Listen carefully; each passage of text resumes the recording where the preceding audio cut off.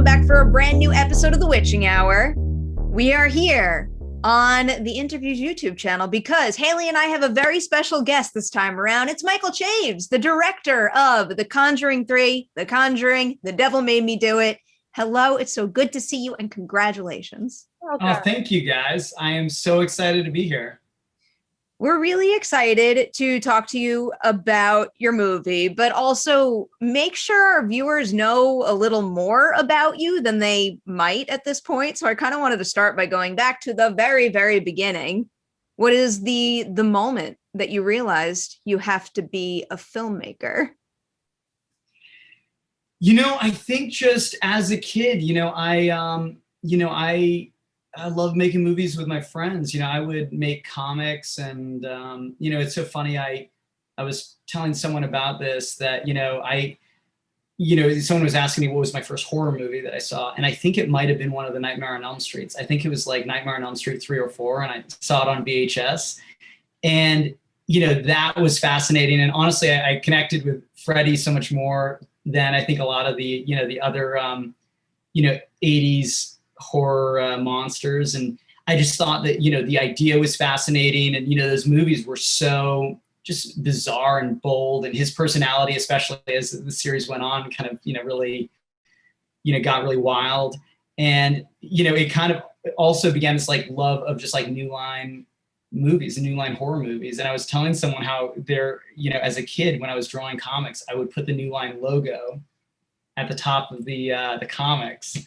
And I just, and so honestly, I'm still like, to this day, just thrilled. I can't believe I have a movie, a New Line movie that, I get to, with that logo in front of it. So, I mean, I think it started there, and just, I think a love of, monster makeup and, just, fake blood. And then I got into, visual effects as a kid, and I was, doing a lot of like visual effects, and,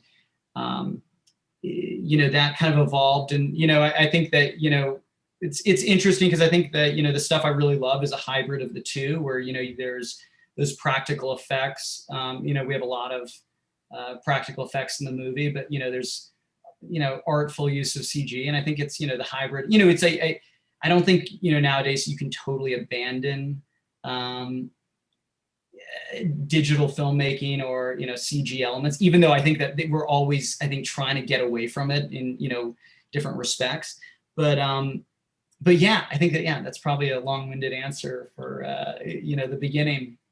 I mean, maybe it was long, but now I do have a follow-up just for fun. Do you remember any, I don't know, like a story that you told when you were making films with your friends when you were super young, maybe something that still sticks with you now? A story that when I was making films,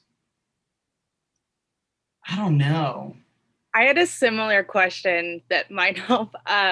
Did you ever look back on those movies you made with your friends and realize, oh, we were trying to do Freddy?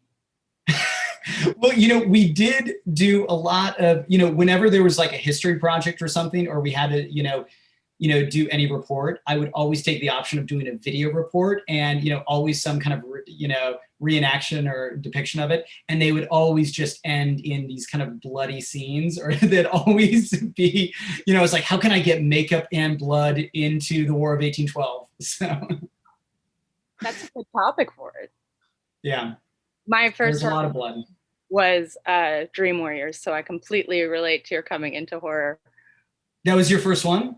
Yeah, that was the first real one. Like I had seen kiddie horror movies maybe, but that was, my parents were super strict, and that was at a sleepover, and it snuck into my viewing.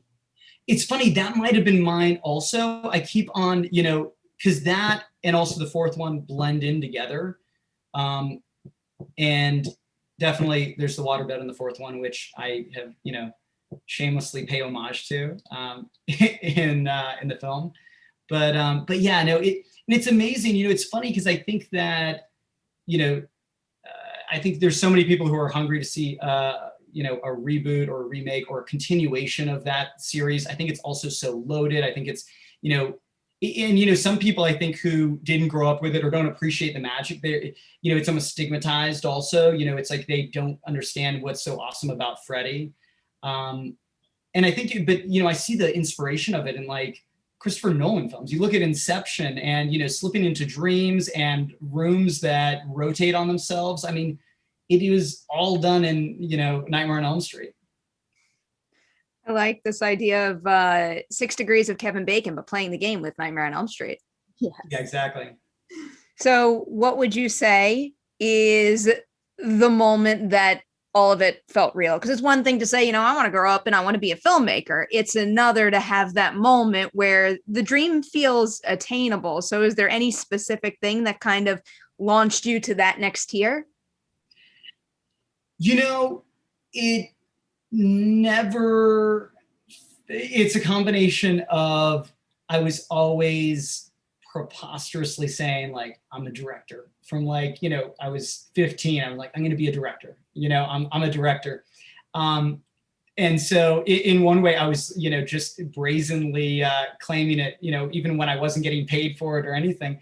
At the same time, I still to this day don't feel like it's real. You know, it's like, even on these days where you kind of go onto the lot and, you know, I get that thrill, like, I think everyone else does, where it just feels surreal going on there. And, you know, this is the place that, I mean, I'm like working on the Warner Brothers lot. I have an office on the Warner Brothers lot and it just feels surreal. So yeah. And also I think it's a gradual thing. I think that it's, you know, my quick biography is, you know, or at least immediate short-term biography is, you know, I did, you know, the Maiden, which is the short film, and that got a little attention. Thankfully got the right attention from the right people. James saw it and he loved it. New Line saw it and they loved it. And they had been developing this, you know, this La Llorona movie. So they brought me in on that. And I think it was, you know, I honestly owe a huge debt to David Sandberg. He didn't hire me, but I think that because he's so awesome and he did so well with Lights Out, and New Line was kind of, you know, doubling down on this idea that, hey, you know, guys who do shorts, you know, we can shape them, we can, you know, get them to do movies. So I definitely benefited from that. You know, we did La Llorona, and honestly, I just got along great with the New Line guys and we struck up a friendship. And then, you know, also I really connected with James. I think that, you know, James is really, I mean, it's like, first of all, he's a total hero of mine. I'm totally coming at like Conjuring and, you know, the whole universe is, you know, a big fan. But I think that he's just an awesome guy. He's very relatable and very down to earth. And I think that kind of, you know, all those things just lined up. So, you know, when, you know, he was looking to hand over the reins, he was like, he called me. So, but I think the thing that no one, you know, that I don't talk about is like, I was directing commercials before this and I was like slogging away. And, so, you know, a lot of times, like some of the commercials were cool. You know, I did a couple music videos. I did a Billie Eilish video, but it's, you know, so good. Oh, thanks. It's so incredible. But you know, a lot of them weren't cool, and they were just, I was just paying the bills, and it was just like really hard. And so in terms of like, when did it feel real? It's funny in terms of how it never feels real. It's like you're like, I'm slogging away at like on like a McDonald's commercial. No harm to McDonald's. I love McDonald's, but like, you're kind of like, I'm like, is this the dream? Am I living the dream? I mean, technically I'm directing, but this doesn't quite satisfy, like, you know, you're deep. I don't know. I think you're always kind of going for it. And it's interesting because, you know, when I talk to other guys, I think that feeling of, you know, you're always kind of trying to get at whatever that ephemeral thing is, you know, I don't know if it ever feels real. So there are a lot of horror shorts out there. It's a very popular category for shorts, and obviously quality is a major factor, but I'm curious, when the Maiden really got out there and got this response, and when you started talking with James Wan, what were the elements of yours specifically that really resonated? What was the feedback you kept getting back? You know, I think that they like that I just put the focus on scares. I think that, you know, I think they also liked the personality in it. I think that there is kind of a, you know, a dark comedy in it, and it's not comedic, but I think that there is, you know, that the idea of a real estate agent who wants to sell a haunted house. I think that there was something about that was, you know, I still love that idea. I think there's something fun and sticky about it. And I think that you know, that kind of lined up with a lot of sensibilities within New Line. I think they just, you know, they like that. But, you know, I think without a doubt, I mean, I would, you know, I would be wrong if I didn't say it. I mean, just there is a huge degree of luck, there is because I see so many of these, awesome horror shorts out there. And I'm like, there's so much talent out there. And I'm sure there's so many guys out there who are like, I'm so goddamn talented. Why am I not directing? Why do I not have this movie? And so I think that there was a huge degree of that. Going back to the commercial experience. So I know that might not be, maybe the most creatively fulfilling type of content to make, but is there anything about making those commercials and being, confined creatively in that sense that has bolstered those creative skills when you got the chance to actually use them in film? Yeah, I think, I think you're always learning. And I think every experience, it does pay off in unexpected ways.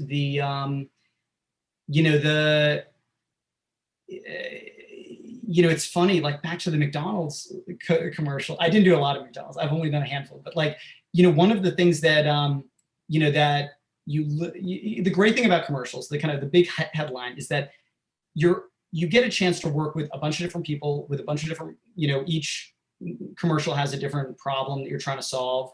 And you also get to use a bunch of different tools. And, as simple as, there's this thing called the periscope lens, and it's used, a lot for food, and it looks just like a periscope, but you can get in very close focus and, get these kind of, impossible angles. And, where am I going to be shooting food in a movie? It didn't pay off there. But the other thing that, I learned when I was using that shooting Big Macs is, that it can go underwater. You can actually submerge it. And that ended up being in the bathtub scene where, we were kind of debating about, do we just build a whole bathtub and then have like a piece of plexiglass to kind of get in close, on our girl as she's drowning.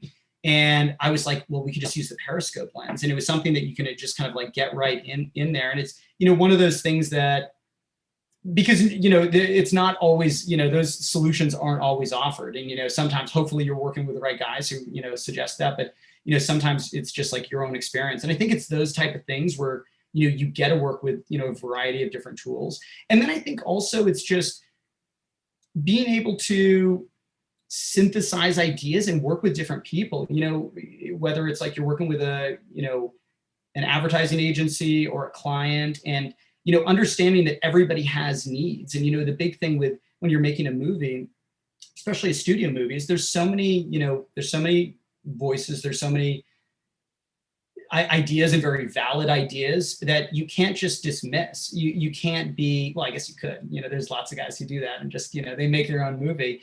But I think that, sometimes it's to their detriment, and sometimes they're missing what could be really good ideas, or they're missing guidance that, I think that, I've learned honestly so much from the guys at New Line. That is a great, without a doubt, everyone always asks, it's like, what did James teach you? Like, what's the secrets James taught you? And of course, without a doubt, James has taught me so much. My working relationship and friendship with him has been amazing, and I'm a better person for it. What no one ever talks about is like, what did New Line teach you? It's like, it is that place is filled with creative executives who, they grew up loving movies, loving New Line movies. They're now working there, and they've worked on so many movies, and they have so much experience. And honestly, like there's so much great stuff there. So I don't know, back to like, the commercial, the learnings from commercials. I think that part of it is just, being able to synthesize good ideas and navigate it. Cause, sometimes you'll get two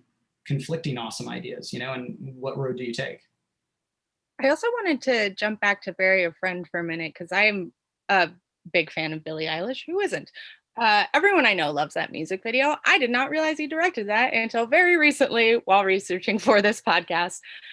And as much as like I've spent my life learning about and being passionate about filmmaking, I don't really know anything about making music videos. So I'm curious, that felt like such a definitive moment in her career, a definitive video to that sort of phase of her aesthetic. What is it like combining your directorial vision with like an upcoming pop star's whole vibe? And you also have to satisfy the song and tell a story within your video. It made me realize I know nothing about this form. Yeah, I mean, I think that, coming down to luck, I was extraordinarily lucky to work with her on that film. Music video. I don't even know what I'm talking about anymore. We've been doing a lot of press. Super lucky. She's amazing. She came at that with, basically a full deck of the visuals. Like she was like, this is, I want this almost like a abduction probing, sequence. And I want to, basically I want to be levitating. I want to spin. And then she pulled up a reference of, like how she's going to spin. And, some of it, a lot of what I delivered was more kind of like little nuanced things. It's, finding the right location and finding something that feels like the right vibe. I think that, without a doubt, she's really talented and she's a genius. There's a reason she is as successful as she is at such a young age. And, I have no doubt that with she's directing her own videos. And I think with every video, she comes at it with a very fully formed vision. I mean, the touches that I did were, and sometimes that's all it takes is just these kind of the small little like details, like, in that kind of white void where these hands are attacking her and, working her and stabbing her with the syringes. That was something that, with that, I just brought up the idea of this kind of interactive lighting, the idea that we would, it would kind of come on and off in this kind of a very, bold way. So you like within different freeze frames, it would almost look like we're jump cutting. And I just thought that could look really cool, where you could like play out a scene, but then you're getting different, looks of her. And it's funny because, that was, I just shamelessly repeated myself in The Conjuring. In the very end of the film, there is kind of a couple moments with a character where I literally did that. And it was funny because my editor was looking at the footage and he said, it's a jump cut. There's a jump cut in the footage. Like he couldn't explain it. And really it was just this, this kind of strobing, sequence that we had with the light that, that kind of gave that effect. So there's no movie magic behind that effect, like something beyond the strobe to actually make that work? No, it was all that. I mean, honestly, that's one of the things that, I've always been really fascinated. I know it sounds like so cheeseball, but like I'm fascinated by light and I love like moving light and interaction of light. And, I think back, like one of the first times I was noticing it was like in the American version of The Ring where, there was the lighthouse. And I just thought that is such a cool effect.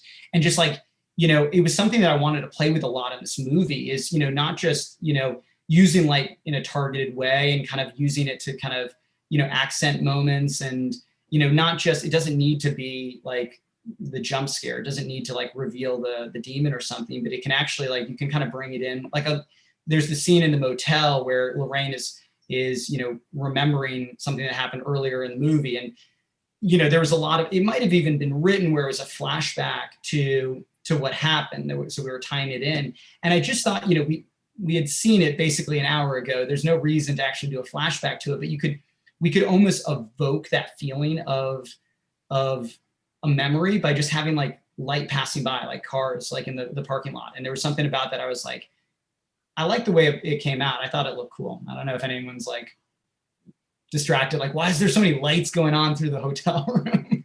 I feel like I'm jumping way ahead, but now that you've brought up lighting, I just have to ask what it was like constructing that one shot out in the woods, the one that's featured in the trailer where the light changes drastically all around Lorraine. How exactly do you accomplish that? Is that all done in camera? Yeah, that's all in camera. It basically was on we put a big light, we shot it at night. So, the shot is we're looking down at Lorraine in the woods and it looks like we're in the day. And she goes in, she kneels down, goes into her vision. And as the camera drops down, the light dramatically changes and looks like the sun sets, almost like a time lapse effect. And the way we did it is we just shot it at night and we lit it for the day. So we had a big light, it was on a techno crane, and that techno crane was on this really, really long piece of track. And so we just retracted the crane, retracted the light. We're moving the light through the forest and then like moving it along the crane. And it was great. Yeah, there was no visual effects in it. So much so that if you look very closely, and I think even in the trailer, you can see we have like her mark. is under her foot. It just peeks out just a little bit. But it was one of those things that we saw really late in the game. And there was debate about, do we just get visual effects to clean it up? It's very easy. It's done all the time. But I was like, no, I want to be able to say that there was literally no visual effects in that shot. And so I left it in as proof. I very much respect that choice. Committed. Don't tell anyone. This podcast isn't going out to anyone, is it? The first thing I'm going to do when we hang up is I'm going to go look in the trailer and look for the mark. Yeah. I feel like I wanted to ask a couple other questions and now I can't remember them, like before getting in. Oh, I just wanted to ask you, did you get any free McDonald's? That feels like an important one to ask. You know what you actually get if you're working on a McDonald's commercial and you're working at the McDonald's shop is like they have these stores that, one store in Chicago and then one store in LA that is just dedicated to shooting. Basically you get, I think it's like 3:00 fries where they go, and usually like the oil has been kind of worked over like for a day. This is like the freshest oil. It's the cleanest oil you'll ever get. And they cook these fries and it is literally the best fries you'll ever have. Because of course McDonald's fries are amazing, but it's like, imagine like the very best version of it at 3:00, like right at the end of it. It's like literally you want that on every shoot day. That sounds incredible. Habit to get into. That also gave me the chance to think about my more serious follow-up question from before, because, we're always reporting on this end of, there are so many cooks in the kitchen and like the executives are making the directors do this. You have such a good relationship, it seems, with the folks at New Line. So what would you say is one of the most important things to have between a director and executive relationship in order to have a successful collaboration? It's a good question. I mean, I think you got to have the right executive. I mean, I think that's like what it comes down to. I think that, the guys at New Line make it very easy. They're very easy to talk to. They're very collaborative and, they support your ideas. They don't try and jam in, they'll pitch their ideas, but they're also very just democratic. And sometimes like when it comes into editorial, they might have notes and, we'll try those notes in the edit and then we'll test it with an audience.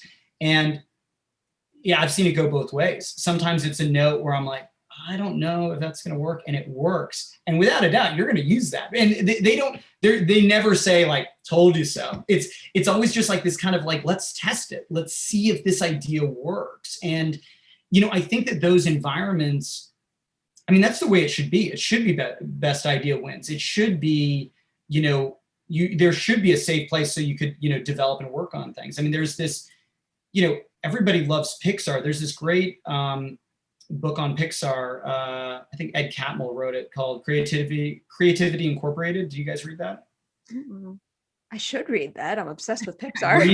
Read it. It is the absolute best, for Pixar fans, filmmaking fans of creative management, as crazy as that sounds. Like, and it's got the most I mean, first of all, some of it's just awesome because it's behind the scenes on Pixar, but part of it just talks about their process and just how, what does it look like and how they have this great saying called fail and fail fast, where it's just like, they just make the movie as quickly as possible. They get the movie on its feet as quickly as possible, and they see what works and what doesn't. And they admit in the book, and I've heard this in other interviews, that their first cut of their movies are always god awful. They're always terrible, but they can build off of that. And I think that the idea of an iterative process in making a film, I think it's a new idea that's kind of come across, like, thanks to Pixar and thanks to animation over the course of, these past years. But I think that, Marvel has that. I think that the idea of, we're going to shoot it, we're going to test it, we're going to feel it out, and then we're going to course correct. I think that's a really interesting way of making a movie. I think it's an interesting thing too, because similar to what Perri was saying about executive, like the idea of executive overreach, I think a lot of people have a negative connotation about test screenings, but a lot of the filmmakers we talk to have a really positive relationship to them and find them very helpful. Yeah, no, 100%. I mean, honestly, I would absolutely second that, triple that. I think, and I think the guys at New Line said, that they haven't worked with anyone who likes testing as much as I do. And it's such an awesome experience. You basically get to bring in an audience, you get to put on a show, you get to show them your movie at whatever stage it is. And sometimes it's just not good. But I mean, the truth is my movies are always good, even in their roughest state.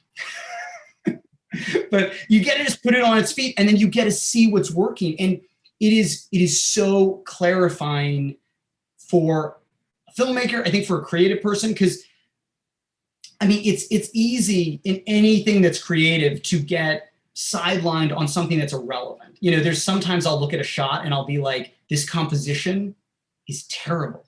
I screwed up this the scene doesn't work, the composition doesn't work, and then you start like cutting around that shot. And it's like, it's not about that. I mean, it's about the story, it's about these bigger things. And sometimes you just need, and you need to feel it with an audience to realize those things. I mean, and ultimately, it's the same thing with theater. I mean, theater, they test theater. I mean, it goes on the road. I mean, there's so many different, I think that the idea that a movie always is, comes out fully realized. And I think, some people can do it. I think a guy like Fincher and a guy like Nolan can, deliver, a movie fully conceived, and they don't need to test it. But I think that there is, you go back to like Charles Dickens would like change his story. He would like basically release a lot of his stories episodically in these like little chapters, and he would respond to audience responses. I mean, basically as people were reading it and commenting on it, he would make adjustments, which, that sounds, almost so far ahead of the times. I mean, now you see TV storylines kind of, being adjusted based on fan response. But I think that there is something about that where, we're making this for people, for like a theatrical experience, for a shared experience, for people to enjoy it. And if that's the goal, of course you want to hear what people are thinking as soon as possible. I don't know if we should save this for spoilers, but for The Conjuring 3 in particular, what was the biggest takeaway from those test screenings? The biggest takeaway is that it was the scariest, most awesome movie that's ever been made. I figured. Had that from no notes, actually, none. Yeah, no notes from the very first one. And that was a rough cut. And we just screened it again and again, and we kept on getting that same response. No, in all seriousness, because I have to shamelessly plug the movie, people love it. It has gotten a great response, and it has from the very beginning. I think a lot of that, honestly, is due to the world that James set up and the characters of the Warrens. I think, especially after this crazy year that we've had, everybody just wants to come back and, have some comfort food. I mean, and coming back to the Warrens and that experience, I think our the relationship the Warrens have with each other, and then our relationship to them, I think that there is something that, is kind of nourishing about that. In terms of the testing, the biggest thing that we changed was there was a demon that was not working. And it was very similar to the situation in Conjuring 2. There was, I don't know how much you guys know about it, but there was Valak, the nun, was not the nun. The nun was a creation in additional photography. You guys know the story? I don't. And I feel like a clown. Tell me more. That? I said I don't, and I feel like a clown. Tell me more. It's funny. It is out there, and I think even James released some concept art of what I've actually never seen what the true was photographed demon looks like in the original one. But it was something that I think, and to his credit and New Line's credit, the movie tested great. It was, everyone loved it. And it was just something that James just felt like he could do, like there was something else there. And, he started thinking about this evil nun, and that was the birth of the nun. And it was all through additional photography. And with this, we had, this is a very different Conjuring movie. It's, we're taking a big swing, and that was the idea with it, is that it would be a departure. It's not going to be the typical haunted house movie that has been done and really incredibly well explored by the previous two movies, but also all the spin-offs. That's definitely been their format. So, we James and the studio wanted to get back to the roots of paranormal investigators. You know, it's like, and that was something that always appealed to me, you know, when I first saw the Conjuring. And so this is more a detective story, and it was more a story that was going to be complicated and needed, you know, some mystery, and needed to go on the road, and needed some kind of clarity in the resolution. I think that if you look at the other movies, sometimes the connections between the demons and how the demons exist, you know, it's loose, but you buy it because it's within the confines of a haunted house. You buy it, you know, why does the crooked man exist with the nun, exist with the old man? What are these they're different forms of one, you know, and it kind of is singular, and it, you know, it takes the shape of, you know, this one haunted house experience. I think once you start going out into the world and you're creating more of a mystery, those old rules of we can have a variety of different demons and creatures starts to get tested. And when we were testing it, I think that that's really what we found out, is that you want the movie to kind of come to a resolution and come to a focus, and, you know, come with an easy explanation that makes sense. And, you know, the demon that we had was awesome and interesting and true to life, true to the accounts both of David Glatzel and Arnie. They both described this creature that was haunting them, but it just didn't fit in the movie. It was just too complicated. Just because I'm curious now, like, if we want to picture something, would it look anything along the lines of the face that appears in the waterbed? Yes. Okay. Yes. But there's more to it. Yeah. It's basically the most terrifying thing you've ever seen. Oh, okay. But we had to cut it. We had to picture it now. It was too scary. It's too scary. It was too scary. I mean, that's a lot of the criticism when people say it is this movie too scary? Should it even be released in theaters? Is it responsible? You know? I don't know. Those are my favorite kinds of conversations. As you mentioned, this is like a very different type of Conjuring film. And you mentioned you guys ultimately cut out what people might expect in the demon front. They are out in the world. It's not the traditional haunted house. So I'm curious, like, outside of obviously the love story between the Warrens, was there anything that you found you had to retain? Have to retain from this true story, or what was from the sort of hallmarks of the franchise so far? Yeah, you know, honestly, that was something that was tricky to navigate, because, you know, once you get, if you look at a lot of the scares in Conjuring movies, you know, you have kind of shadowy, creaky doors. You have toys that come, you know, spring to life, or, you know, are behaving strangely. You have a lot of these kind of family home devices. And, you know, as we were developing it, you know, without a doubt, I was shamelessly trying to get random speak and spell toys out in the forest. No, I wasn't doing that.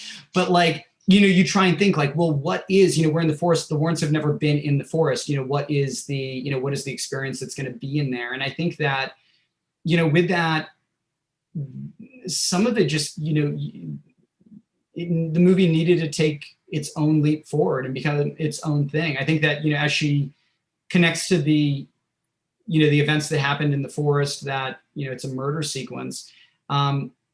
I think that, you know, that was, you know, even though we've seen things like it in the second Conjuring, you know, it became its own thing, you know, and alternating between these kind of two realities. I think that there was, you know, something really fun about that. And, you know, I think that the movie defined what it wanted to be. You know, I think that part of it was just, you know, trying to, I mean, as I've said before, you know, I'm coming at this as a fan, you know, and I think that, you know, I want to keep that, because a lot of people say, you know, like, what was your spin? Like, how did you want to take this in a bold new direction? I was like, I actually would have been happy doing a classic haunted house movie. I think that the idea of kind of making it more into an investigation came from James himself. And ultimately, I'm so grateful for that. I think that pushing it in a new direction and putting the Warrens into places and situations we haven't seen before, it gets to be its own thing, and it gets to show that a Conjuring movie can be many things. As you guys know, I'm totally a fan of Collider and totally a fan of you guys. And it's funny because Perri, I remember you talking about when you first saw this first Conjuring, and it was when you said it was called The Warren Files, and the idea that it would be spun off into you would have case files that would take different shapes. And I heard that because that's exactly what I thought when I first saw it. And it reminded me of like the X-Files. And in a way I saw these guys, it's like, okay, the Warrens are like this like folksy Christian X-Files, like Mulder and Scully, and I kind of was waiting for that movie. I was waiting for the promise of that to be delivered. And I think because the first film it's so awesome. And, that haunted house experience, it's like you want that itch over and over again. I think that's why we've seen so many of these haunted house movies. But I think that that's not the be all end all of what a Conjuring movie can be. And I think that's what I was most excited about ultimately about this movie, and also where the franchise is headed. It's not going to be, it's going to kick the tires on your expectations. I cannot wait to see more. I'm like, as you were explaining that, I was trying to convince myself, well, like, no, some of the other installments have broken out of the haunted house mold, but no, now that I'm thinking about it, you could call The Nun a haunted house movie. All the Annabelle movies are set in a house, which is very much, actively haunted in a traditional sense, but with a creative spin depending on who the director is. So I'm kind of like first clicking into place that this is the first time I've seen a Conjuring movie get out into the real world in that sense. It's like The Matrix, basically, right? A little bit. Yeah, a little bit. I did want to ask about working with Vera Farmiga and Patrick Wilson. I imagine they are lovely people, but they are acting veterans who have now played these characters, and I guess this is the fourth film. So when I try to imagine myself in your shoes, I can't even begin to imagine myself giving them direction on these roles that they know and play so well. So how does that factor into your work with them as an actor's director? They're awesome. I mean, without a doubt, I think, the image that you see that they project is absolutely true to form. I mean, they're just awesome, two awesome people. They're great at their craft. They're great actors. They also have just this incredible friendship together. I think that it translates to just a great chemistry on screen. People talk about, essentially the love story of the Conjuring movies, that thread of a love story and that powerful love story is, really one of those things that just keeps us coming back. And it's because I think that they have so much, honest, just like friendship and respect for each other. Their families are really good friends. They hang out together. They, I think it's really real and rooted in a genuine place. Without a doubt, I was coming in, with the whole thing. I was like, I just want to make the best Conjuring movie possible. And like, how are they going to be? What's it going to be like? Because they're powerhouse actors. They're really established and awesome. And they were great. The bottom line is, they were so collaborative and receptive. And, I think that where my fears were first totally realized was in the very beginning. And it was just in understanding how they work so differently. And with Vera, she's, very intuitive. She comes to set, she knows what she wants to do, or she's just emotionally ready to go. She's, she doesn't even, if it was up to her, she doesn't even want to rehearse. She's really just rehearsing for the benefit of the other actors. But she's ready to go. And it's almost like she is Lorraine Warren. She's like, in this kind of emotional, intuitive way, she's like, I'm there, I've tapped in, I'm like ready to go. And so, I've Vera on one side, and then with Patrick, I'm like laying out the scene, and, Vera's like chomping at the bit, she's ready to go. And then Patrick, I get done explaining, basically how it's all going to go and what I'm thinking. Patrick is like,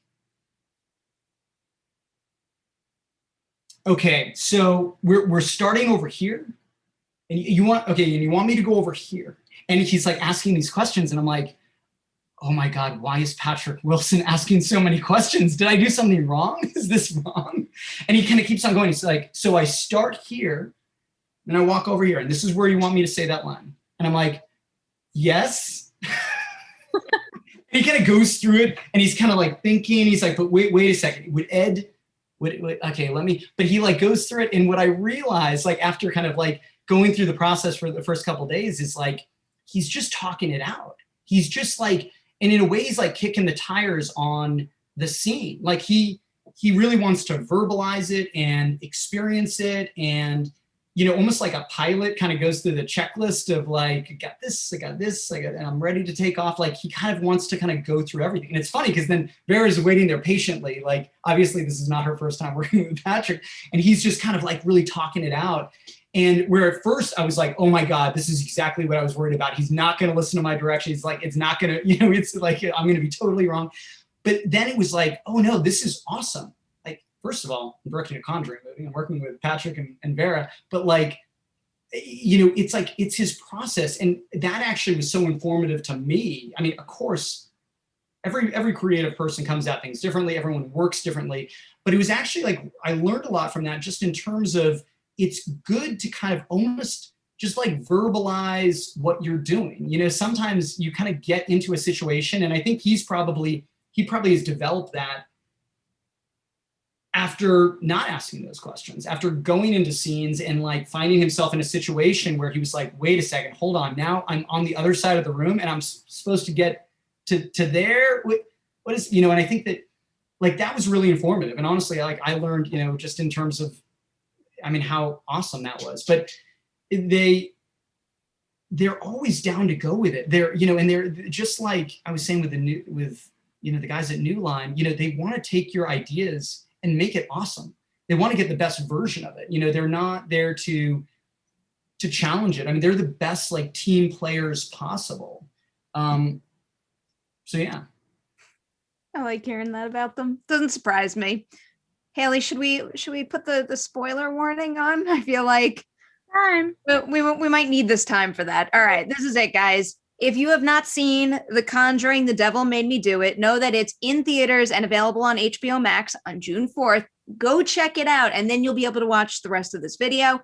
Press pause, go watch it, and then when you reopen this window, it begins right here. It's that easy. All right, spoiler warning. Goodbye to everybody who hasn't seen the film. Oh my, where to start? Do you have any burning questions, Haleigh, before I jump in? Those are my burning questions. You haven't even asked me. Do you want to throw in a burning question? You can. I do. I have a broader okay, so this is a big franchise that has much room to go. And with something like psychic powers, there's so many freedoms in the way that you could take that. And so I'm curious how you decide how far Lorraine's psychic powers go, if there's any concern about interfering with the future of the franchise, if there are guidelines, how powerful is she and how do you decide? You know, it's honestly a conversation with everybody. You know, I think that, you know, James and New Line are the stewards of this franchise, and, you know, they're going to be, you know, navigating this through spinoffs and, you know, other movies. I think that, you know, with that, it's a great question. And with psychic powers, you could probably solve any mystery very quickly. So, you know, there needs to be some kind of limits, you know, put on her. It was, you know, there was a lot of different moments. I think one of the things that actually comes to mind that, you know, became kind of a deal breaker is with, this is a spoiler, guys, go see the movie. Why are you watching spoilers if you haven't seen the movie? I guess is my big question. Because it just ruins it. You learn nothing from the spoilers. When with Kastner, you know, there was we were playing with an idea, you know, from the very first draft, there was the idea that he doesn't, you know, just as a joke, he doesn't shake hands because of the chicken shit. He has chicken shit on his hands. It was a little character moment. There wasn't anything to it. But then I just thought it would be really cool if we paid it off in the end, where Lorraine is there. She kind of goes back to Kastner's and she's talking with him, and she touches his hand. And maybe she has a gut feeling or something, but by touching his hand, it's a flash of the past. And she, connects to, his child and, his story, and we see it play out there. And I think that was, one of those very specific moments. And I just thought, oh my God, it would be great, because on a second viewing, you go back and it's like, it wasn't chicken shit. He was aware she was a psychic and dodging the hand grabbing. But, that was one of those moments where, I think it was DLJ, David Leslie Johnson, our writer, brought up the point. He was like, once you add hand touching to a psychic ability, I mean, that goes in the arsenal. You can't really walk that back. She'll just touch any hand of any suspect and then it's over. So yeah, that was one of those moments where we pulled back. What was it like approaching a Conjuring film where the big bad isn't necessarily your quintessential demon? Like it's more a human wielding that kind of power, because that is another way, like we were discussing before with this movie getting out and about, that this deviates big time from the other films. So was there any concern that, I don't know, that reveal would be a letdown or not as cool as having the big exorcism scene, which is what you have at the beginning of the movie, and it's still well done there? Yeah, I guess, well, if you want a big exorcism at the end of this movie, you got to just watch it in reverse. You got to pull a Tenant and just put it on rewind. I think that it, hey, if a franchise is going to evolve, you got to start kicking the tires on these things. And it was something that I thought was the coolest thing possible. I was talking to you guys about, testing and the demon that we lost, in a way, I thought, okay, this is going to be the next iconic demon. And, it was awesome, the thrill of making that demon with James and being like, oh my God, this is the next Nun. I cannot wait. And then the movie it couldn't fit it. It didn't really make sense for the movie. And honestly, I think everybody deserves a pat on the back for letting it go, because I think it just shows that, everybody wants it to evolve, and we don't want to just keep on repeating the same things, and ultimately I think it makes for a more interesting story and a more human story, and even one of the things that, we went back and was part of additional photography was we expanded the relationship with Kastner. There was always a threat of it, but part of it was we love John Noble, and John Noble was just tearing up the screen, and it was like, oh my God, we just need to do the John Noble spinoff, or we could just watch 20 more minutes of him just reading, out of the Bible. So we wanted more of him, but, we started just expanding, his story and telling, that relationship. And ultimately what I really like about that is it starts to look at the Conjuring movies from a different perspective. The movie is about, you have all these mirrors. You have, Arnie and Debbie mirror the Warrens. It's kind of like a, mirror image of them as a couple. You have our occultist. She mirrors Lorraine. She's like the bizarro evil version of her. And then also with Kastner and Kastner's artifact room or Kastner's library, it's a mirror of the Warrens themselves. And I think that idea I thought was awesome. And it starts to let us look at the Warrens in a different perspective. And I think it's the type of thing that you can, up to this point, the Warrens are awesome and the Warrens always win. And, everything always works out great. And there's no victims in a Conjuring movie. And then we have this story where there's a real murder here and there's a real victim. And what did the true Warrens do? They stuck to their beliefs and they came to the defense of the most unlikely person, not of the victim. They came to the defense of the murderer. And, there's a lot of things that, a lot of people love the Warrens. I love the Warrens. I love their story. but there's some things that the Warrens did that I think we can question, and we can, wonder about, they were controversial characters, and this was their most controversial case. And they believed in what they believed, and they went to court to prove it, and they stood behind Arnie. And I think that is, that's a controversial idea. I think it's also a testament to their own faith in what they're doing. But I think that there was something very cool about the idea of it, that, we could explore the dark side of it. We could explore this kind of, Conjuring movie where things don't work out all right and things do go horribly wrong. And in a way, with Kastner, we could talk about like the darker side of the Warrens and the darker side of what they do. And, these movies are always about kids getting into the artifact room. It's like kids opening that like playing with that evil toy, playing with the haunted thing, unlocking evil, and then thank God the Warrens come in and they save the day. They take the evil toy away, they put it in the artifact room. No victims, everyone's fine. This is one of the moments where they fail. And I think what was so cool with Kastner is we could tell Kastner's story and his obsession and his artifact room and his own child who got into the artifact room and never came out. So, yeah, I mean, so rewind. Let me actually try and tie that back into your story, into your question, which was, I don't even remember at this point. I've gone so far down the rabbit hole. I think you were talking about like the obligation or not having the demon. Like the expectation of the expectation of the demon reveal at the end. Ultimately, so many people ask me, what's the cool iconic monster in this? What is it? And in a way it's like, I think we also just had to kick the tires. It's like, are we just making, Conjuring toys or like branded spin-offs, or are we trying to tell human stories that really explore these, who these characters are? And I think, and I'm not saying that we came at the movie in the very beginning with that kind of absolute clarity, because we were trying to come up with our new awesome demon.